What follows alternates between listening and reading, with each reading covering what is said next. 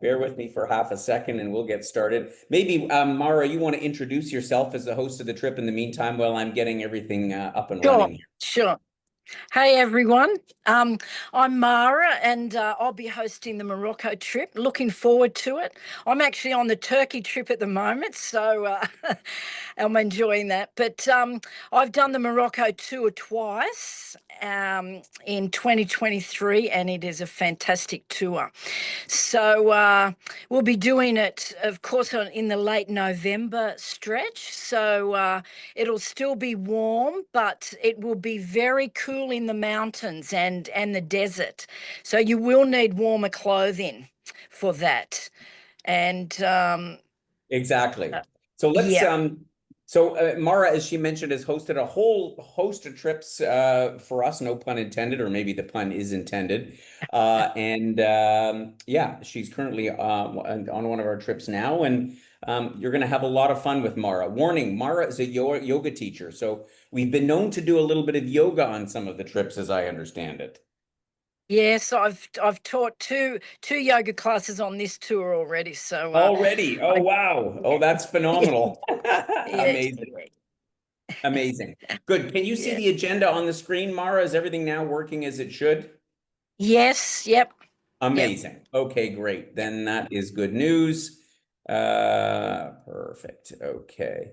Okay. So we've introduced Mara already. So let's get started and talk a little bit about what you need to know for the trip, what you need to prepare, what to pack, and so on and so forth. And I'll jump right in and we'll talk about, first of all, documents.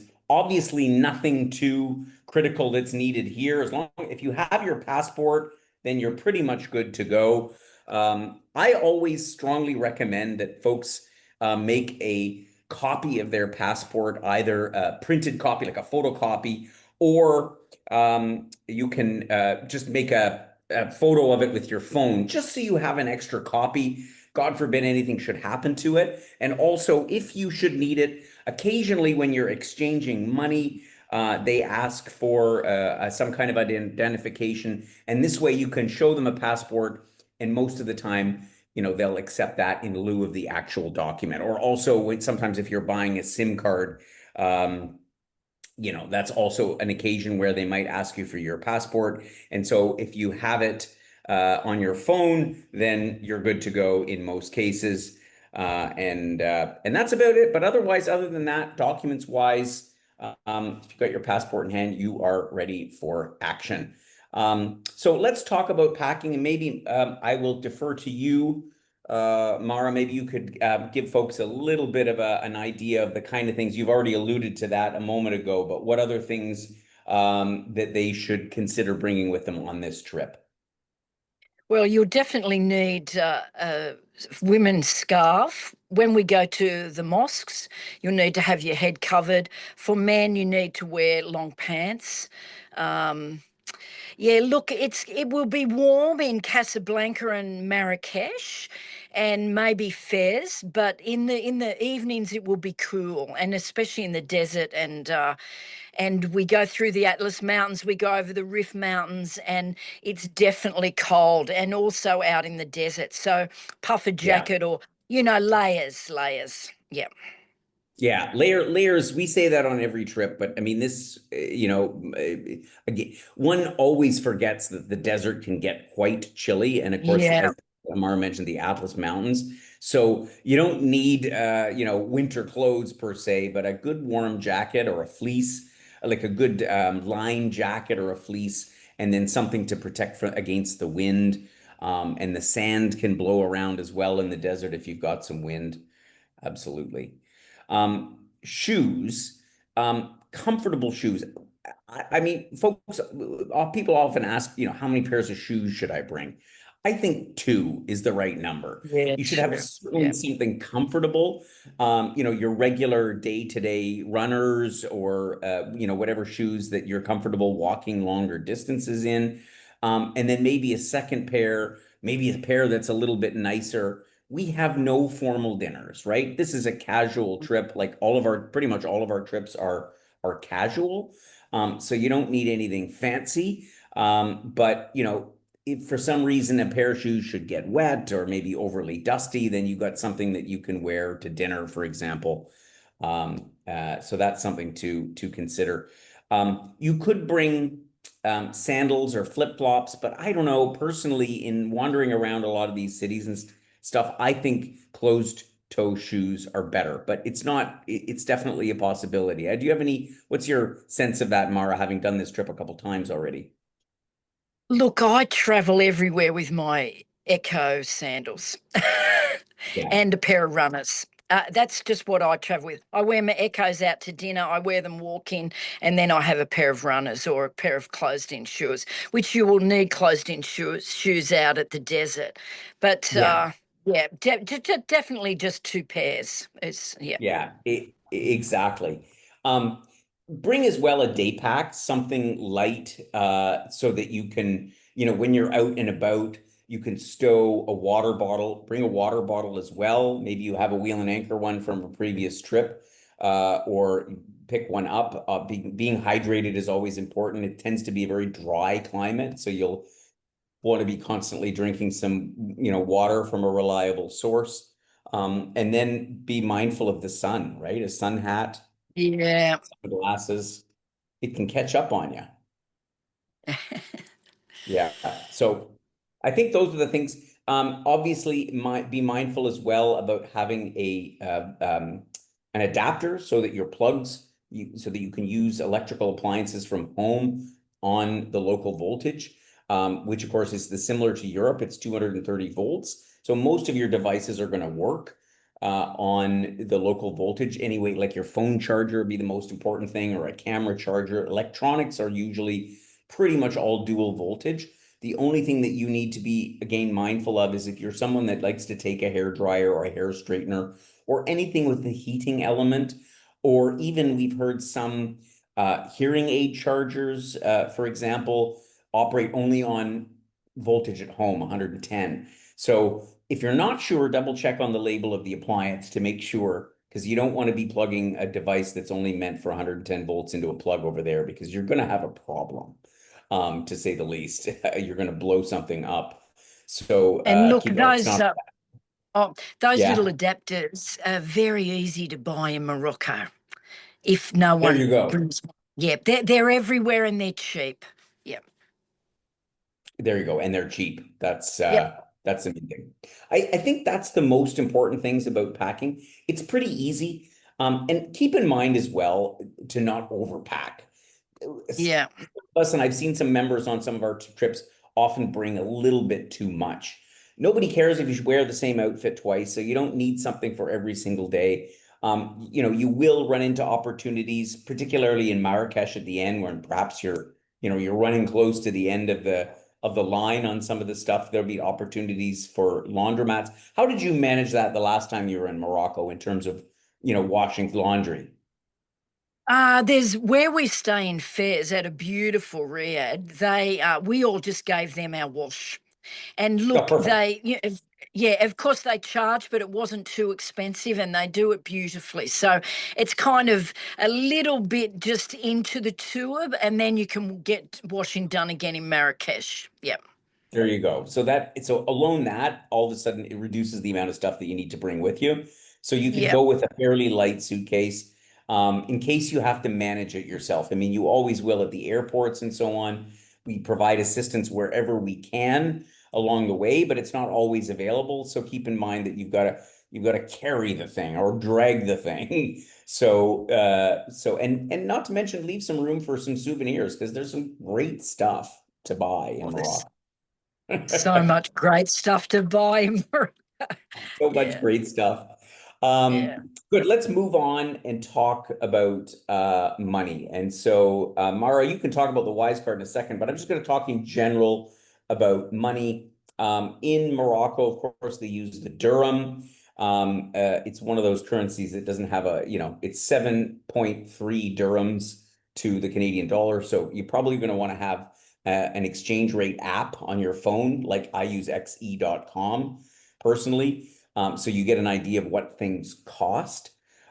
You can use credit cards in the hotels and the larger shops, but the moment you get out into the souks, Yeah. meaning the markets, you're probably going to need cash. I imagine that was your experience as well, Amara, was it not? Yes, and look, when we get to Casablanca, there'll be ATMs around the hotel, and also again when we're in Fez. So, but yes, you have to have cash, and they do prefer cash. A lot of Yeah. the places out, and especially out of the cities. Yeah.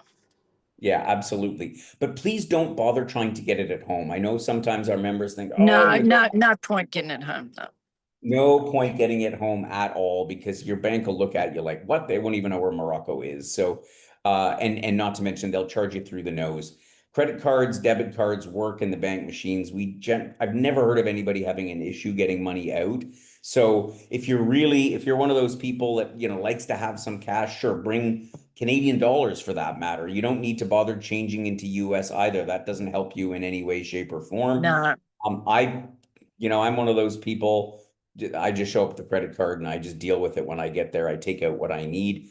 But you're going to need some cash. So a couple of $100 worth of cash. And then you can fill up then as you go and you'll get a sense of what you actually need. We suggest the Wise card. And Mara, you've had experience with this now, particularly when working with us. You want to Yeah. explain a little bit about how it works? Look, the Wise Card's the best way to travel because you can get money out of the ATM.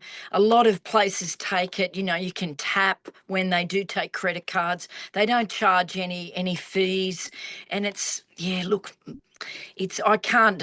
Yeah, Wise Card's the way to go. It's Definitely. the way to go. If you haven't Yeah. already, like our more seasoned members that have been with us a lot, I mean, have adopted it. And I know at the beginning it's like, oh, another card, last thing I need. But I tell you, the exchange rates alone make it worthwhile. We use Wise for everything, even our commercial transactions. We use Yeah. everything Wise. You cannot beat the rates. At least I've not been able to find a way. You can use it like a debit card. You can take up to about $300 with no card fees. The ATMs may charge you a fee, but that's unavoidable anyway. The other thing is that because it's got a very simple app that you can see here on the screen that goes with it, you've got an idea of what you got. You can say, I'm going to bring $1,000 in spending money, let's say, and you can see how much you've actually spent because it'll show you a declining balance every time you use it. So it's a nice way to also manage your budget a little bit for Mm. traveling. So that's the Wise card. There's still time to get it. If you haven't got the physical card, it takes about 3 weeks to get, so you'd want to order that right away. The digital card, it's the one that I use that is literally just on your phone in your wallet. You can get instantaneously. So it's a great setup. Talking about money, gratuities is always a question. How much do I pay? Obviously, our trips, you've already prepaid the gratuities. They're part of the package Yep. for the things that are included. So Mara will, on your behalf, on our behalf, take care of our drivers and our guides and in restaurants where applicable. So all that stuff when you're with the rest of your fellow members, the rest of the group, you don't need to worry about tipping. Beyond that, always the question, what do you tip? Um, Generally speaking, when you're going out for dinner, around 10% if it's not already included. And that's an important thing to look at the bill because some restaurants, particularly nicer restaurants, will put the service in the bill. So if it's on the bill, then it's taken care of, you're good to go. But if it's not, 10% is plenty. You don't need to do 15 or 20 as has become the norm at home. And if it's a very informal place like a cafe or something, like you just round up. I mean, everybody appreciates a tip. Keep in mind as well that the way that it works, if you pay for your meal on a credit card, let's say you're out at a nice restaurant in Marrakesh, the tip is kind of expected in cash. They don't have the system like at home where you pay for it and then they bring you the slip back and you add the tip in. It doesn't work like that. When you give them your card, they're going to charge the amount and that's it. And so you could, in theory, add it onto the amount, but then is the server and the folks that were, front of house, are they going to be actually getting it? Better to stick with cash tips. That's why it's good to have some small currency handy. So let's talk about communications. in this day and age, we travel with our phones. So it's not critical, but it's highly, highly, highly, highly recommended. We urge you to take your phone with you. So assuming that, and pretty much everybody does anyway. Um, the major reason is because of Telegram, and Mara will tell you about that in a second. How to use your phone. So, a couple of different ways. You could show up and turn your data off once you leave Canada and strictly rely on Wi-Fi, and it's available in the hotels and in restaurants, but maybe not as prevalent as you would find at home or other places in or places in Western Europe. Um, so therefore, the next best choice is to get a SIM card. There's two ways to do that. Well, there's actually three ways. You can use your plan from home, and the Canadian market gradually, the carriers are starting to make international roaming packages more reasonable. And I've heard stories about TELUS, and they have a plan, and it's $60, and it covers a whole bunch of countries. So I'm not up to date on all of what's going on in Canada with the providers. I don't use any of them, quite honestly. But there are some better plans out there than used to be the case. It used to be you'd pay your $17 per day to use your card from home, which is pretty hefty because the alternative is you get a SIM card, the physical SIM cards, which are still very much a thing, and you can buy one locally in Morocco. But more and more phones, if you have a phone that's you've gotten in the last couple of years, they take what's called eSIM. So it's an electronic version of this, and you can pre-purchase it online. There are hundreds of providers, and we don't have one that we would say we would hang our hat on. A lot of our hosts and members use one called Airolo, Airolo. I use one called Saily, Saily. I use another one called Phonus, depending on where I'm going. And so there are options. You have to do a little bit of research or ask a friend or family member who travels a lot what they suggest. And then you could upload your SIM card, your eSIM, before you to get the app set up. And then when you arrive in country, you turn on and activate it, and then you're good to go right off the bat. So those are your options for being able to use your phone. And why? It's because of Telegram. Mara, maybe you'll explain how we work with Telegram and what you're going to be sending out. Yes, look, Telegram's such a great way of all of us connecting. And I know I've heard from a few of you already through our group chat, which Aura has set up, which is great. I would love everyone to download Telegram, set it up, and you would have all got my at Mara Ishbar, my Telegram name, and I send out. We set up a group chat and we set up a channel. So I send out each evening our itinerary for the following day, and also the group chat is a way of everyone communicating amongst themselves. And look, it's just. Since I've been working for Wheel and Anchor, it's great that we use this. It's so easy and it's very organic once you get used to it. And look, Yeah.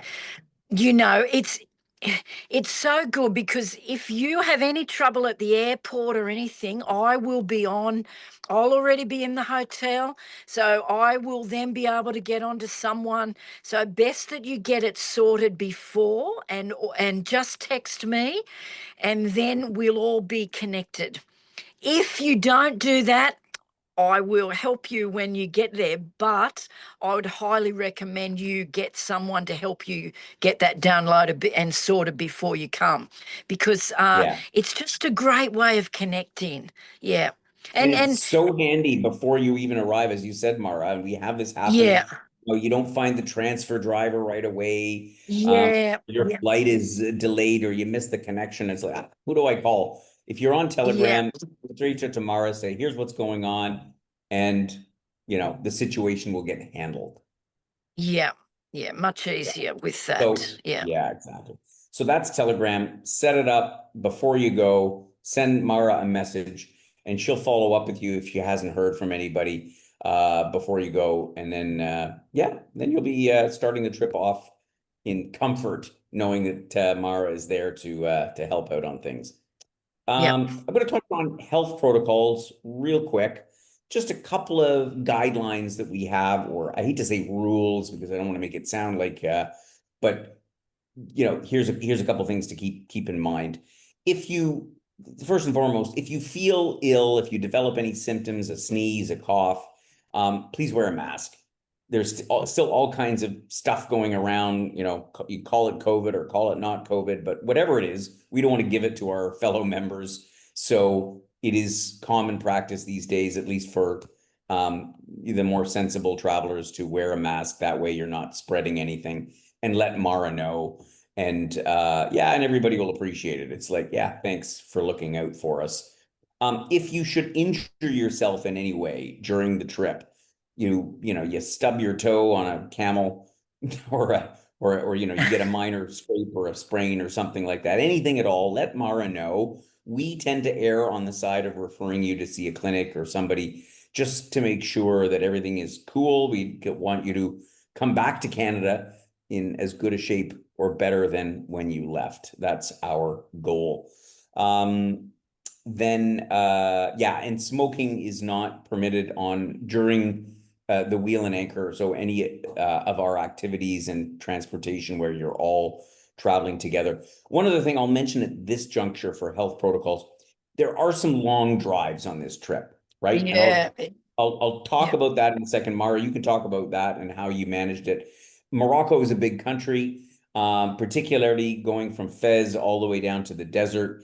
It's a haul. There's no two ways about it. There's no other way to do it. We've looked into everything, barring chartering a helicopter, but that was just a little too expensive.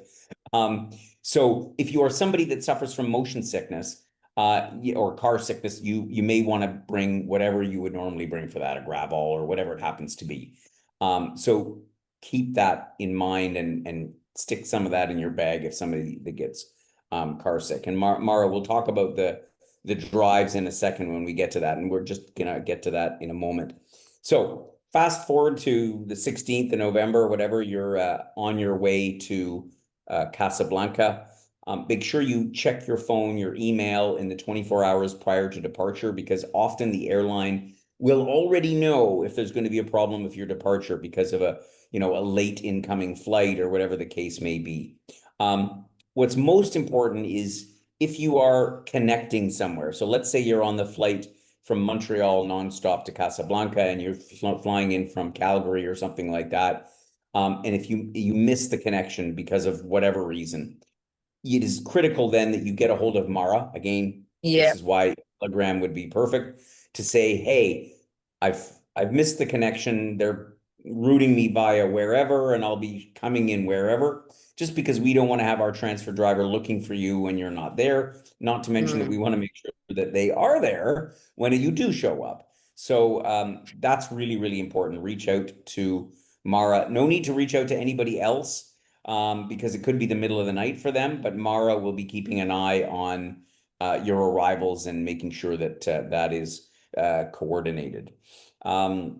Can I say one thing You here? can. When you get to Casablanca Airport, you have to go out of the airport, and it's a little bit of a walk to get to your driver.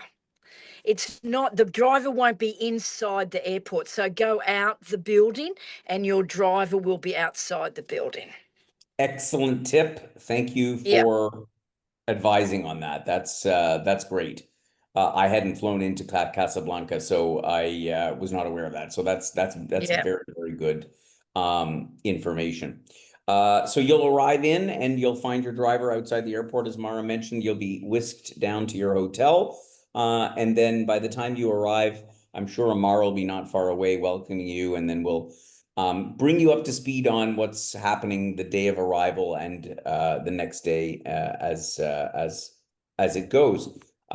So just looking at the map, and this is where we can touch on the drives. Obviously, we're starting and ending in Casablanca, and we're just spending a night there at the beginning and the end, and then we're going overland up to Chefchaouen. Can you describe for us? And then we're going down to Fez, and then the long drive from Fez down to the Merzouga, to the Sahara Desert, to the Merzouga Yeah. Desert Camp, and then up over the Atlas Mountains. Maybe you could just briefly characterize what the drives are like, How often do you stop? What was the experience, Mara? Look, we travel on a really comfortable bus, and look, the drives are long, but they're so interesting. Yeah, There's yeah, so that's the many thing. things to look out the window, and really, really, just interesting stuff. And we do plenty of stops. We stop, every couple of hours, either at a roadside stop or at a little shop on the way or something. But look, even though they're long drives, and especially that one from Fez down up into the mountains, and then from there on, but there, yeah, look, there's so much to see, and we Yeah, do quite a few stops on the way to look at things. So yeah, and it's fun on the bus. We chat and if it's fun on the bus. Yep. yeah, you have a good time. Good time to get to know your fellow travelers. That's Yeah. and yeah, we make the most of it. And as you said, the countryside is really wonderful. Like it's an interesting Yeah. drive. It's not like driving on the 401 between Toronto and Montreal. It's a lot more interesting than that. So that's the overview. I think you all know that by now. And so just to talk about the itinerary a little bit. So there's 18 of you on this trip. I think you know already Right. that the walking is fairly, I mean, there's a fair bit of walking, but there's nothing, this is a moderately strenuous trip. There's nothing crazy. Right, Mara? There's nothing that you would, Yeah. and if there is anything that's sort of like where have to, you have the opportunity to sort of hang back, right? Yeah. Yeah. Yeah, precisely. So, starting off in Casablanca, as you say, not spending a lot of time there. It's, it's not really a super touristy city. That's why we don't really dwell in Casablanca. We arrive, we depart from there because it is the major hub for the country. But we head right away up into driving up parallel to the coast up to Chefchaouen. And what would you say the highlights are in there? Oh my God, I love this place. It's the Blue City, do you know? And it's just so colourful and interesting. Yeah, lots of little laneways and the food's excellent and very, very colourful. And yeah, lots to see there. Lots to see. Lots to see in Chefchaouen. Yeah, Yeah, we get. yeah. This is one that nobody's ever heard of, but you come away from it and you're thinking it's a great sort of first step in. Fez kind of speaks for itself. Yes. Yep. Yep. Uh, Well, Fez is like in the sook in Fez. It's like walking back 500 years in time. It's just oh, I love it. I love it. yeah, Fez is a Hence I'm favorite. doing yeah, hence I'm That's doing what. this tour for the third time. That's how much I love Exactly. Morocco. Yeah, Yeah, yeah. yeah. It's everybody loves Morocco. You're gonna have a marvelous Yeah, from yeah. Fez, that you, as I say, this long drive down to the desert, to the Sahara. And I personally, for me, there just being in the desert, Mm, we don't have a desert in Canada, not really, certainly not like the Sahara. I mean, there's hardly like that anywhere. Even in Australia, you have a lot of yeah, desert. yeah, but not The like the Sahara is something. Sahara. No. Yeah, it Yeah. is. It is an incredible experience, and the night, as much or more so than the day, just the sheer darkness and the starry skies. It's a real hit, huh? Yeah, and the guys out there, they look after us so well. They get all these big fires going, and even though it's cold, they get these big fires going. And we all hang out outside and look at the stars, and oh, it's magic. It's magic. And the It's a and the mad.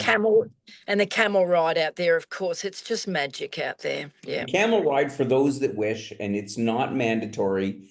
If you're sensitive to, these are beasts of burden. They've been carrying folks around for hundreds or thousands of years. But yeah, don't, if you feel averse to the idea, then by all means, we try to make sure that that the guys that we're working with are looking after their camels very well. But they certainly seem to be, as well as they can be. Camels are pretty, Yeah. they have their own personality, let's put it that way. It's a lot of fun. You then head back over the Atlas Mountains through Dadis. This is again where the scenery is quite amazing, and these adobe kasbahs that you see, fantastic. Fantastic stuff. And then finally, you head into Marrakesh, and this is, for me, my favorite city in Morocco. Again, colorful, the souks, all the various mosques all throughout the city center. It just has such a vibe to it. That's why we spend as long as we do, because you can't get enough of Marrakesh. No. Yeah, in my opinion. We take you out for a little cooking class, cooking demonstration. You must try the tagine. If you've not had it before, the dishes that are prepared in these ceramic conical shaped, like triangular shaped dishes. Oh, Moroccan chicken And tagine with lemon. Oh my God, I can taste it right now. It's so good. It's so yeah, good. and I'll also organise a trip to a Hammam when if you don't have one in Casablanca when you first get there, we'll have one either in Fez or Marrakesh. Actually, they've both got Or good all of them. hammams. Yeah, all of them. Yeah, yeah, And if you or all haven't, of them. Yeah, if you're not familiar with hammam, if you haven't traveled in the Arab speaking part of the world, so a hammam is basically a public bath. We go to the nice ones. And you go in and you are on these, you're lying on these heated stones in basically like a steam room. And they yeah, come along and they lather you up with soap, the attendants there. It's an experience like no other. If you're somebody that's a little bit shy, a little bit, initially it's a bit of an eye opener. It's a wonderful experience, and it's really a part of any adventure in this part of the world. yeah, Yeah. So that's that. And that's it. And then of course back to Casablanca for your onward journey or your trip home. That's the overview of the trip. So we've given you a bunch of information. I see one question here. Sorry, you're ending on this trip in Marrakesh, Mara. That's right. Is that right?